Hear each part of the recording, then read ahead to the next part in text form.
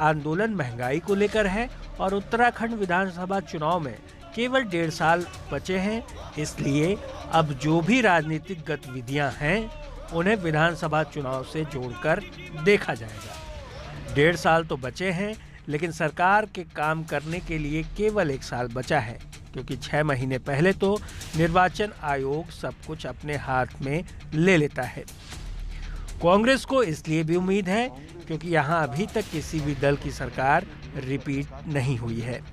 इसीलिए कांग्रेस उत्साहित है कि अब भाजपा के बाद उसी का नंबर है और इस उम्मीद के साथ ही उत्तराखंड की सियासत में तड़का लगने का काम शुरू हो गया है।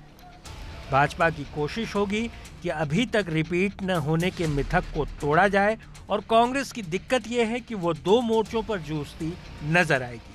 एक तो खुद की गुटबाजी, उसके लिए चुनौती होगी, और दूसरा सत्ता में वापसी। 3 साल हो गए पूरे। देखिए 6 महीने दिए जाते हैं, साल भर दिया जाता है, 2 साल दिया जाता है। हमने 3 साल दिए त्रिवेंद्र सरकार को, लेकिन 3 साल में जो हाल इस प्रदेश का कर दिया, चाहे बेरोजगारी का मोर्चा हो, चाहे महंगाई का मोर्चा हो, चाहे भ्रष्टाचार का मोर्चा हो, किसी मोर्चे में कोई उपलब्धि नहीं। उपलब्धि ये है कि लगातार बेरोजगारी बढ़ रही है, लगातार महंगाई बढ़ रही है, लगातार प्रदेश में भ्रष्टाचार बढ़ रहा है, तो उसको अब बर्दाश्त नहीं किया जाएगा। सरकार ने जिस तरह से 3 वर्षों में काम किया और जनहित में तमाम निर्णय लिए, वो कहीं ना कहीं कांग्रेस नेताओं को बैकफुट पे लाती, क्योंकि हरीश रावत जी 4 साल इस राज्य के मुख्यमंत्री रहे, 3.5 साल इस राज्य के मुख्यमंत्री रहे हैं, और 3.5 साल में जिस तरह से उन्होंने भ्रष्टाचार के कीर्तिमान स्थापित किए, जिस तरह से उन्होंने कानून की धज्जियाँ उड़ाई, जिस तरह से उन्होंने जनभावनाओं का अपमान किया, जिस तरह से आपने देखा भ्रष्टाचार के यहाँ पर कीर्तिमान स्थापित किए गए, तो वो सब कहीं ना कहीं रावत जी को बैकफुट पर लाने का काम करते हैं और वो उनको तुरंत अपनी सीमाओं का ज्ञान हो जाता है। पूरे सप्ताह भर की गतिविधियों को देखने के बाद बिल्कुल एक स्पष्ट नज़रिया तय होता है, एक स्पष्ट राय बनती है कि उत्तराखंड की सियासत कोरोना काल से निकलकर चुनावी मोड़ में आ रही है और विधानसभा चुनाव की तरफ अग्रसर हो रही है। उत्तराखंड में विधानसभा चुनाव का 1.5 साल बाकी है और कांग्रेस ने इसके लिए तैयारी कर दी है। हालांकि भारतीय जनता पार्टी भी भीतर ही भीतर अपने संगठन को मजबूत कर, अपने कार्यकर्ताओं को अलर्ट कर चुनावी मोड़ में लगभग आ ही गई है।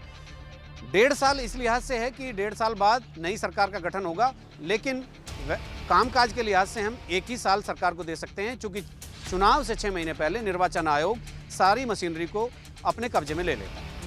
तो इसीलिए जो ये पिछले 1 पखवाड़े से राजनीतिक गतिविधियां उत्तराखंड में शुरू हुई हैं, इनको पूरी तरह से विधानसभा चुनाव से जोड़कर देखा जा रहा है। कांग्रेस को एक उम्मीद ये है कि यहाँ पर दूसरा टर्म आज तक किसी सरकार को नहीं मिला, कोई भी सरकार आज तक रिपीट नहीं हुई, तो इस बार उसका टेन्योर पक्का है, क्योंकि भारतीय जनता पार्टी की सरकार है और ये रिपीट नहीं होगी। जैसी आज तक परंपरा यहाँ चली आ रही है, कोई भी सरकार रिपीट नहीं हुई है, तो कांग्रेस में इसी बात का आत्मविश्वास है।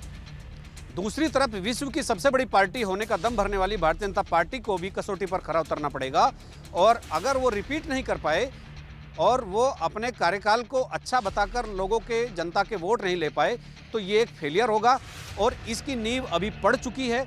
इसीलिए दोनों दल जी तोड़ कोशिश कर रहे हैं और ये महंगाई के नाम पर जनता को लुभाने के जो प्रदर्शन और धरने शुरू हो गए हैं, अब ये अनवरत चलने वाला। और आज के लिए सिर्फ इतना ही। मैं अगले हफ्ते आपसे फिर मिलूंगा उत्तराखंड से जुड़े किसी खास मुद्दे के साथ, किसी खास पहलू पर चर्चा करने के लिए। अपने सहयोगी कैमरामैन प्रमोद वाजपेयी के साथ एबीपी गंगा के लिए देहरादून से अजीत सिंह राठी। खबर आपकी, जुमा आपकी, शुक्रिया आपका।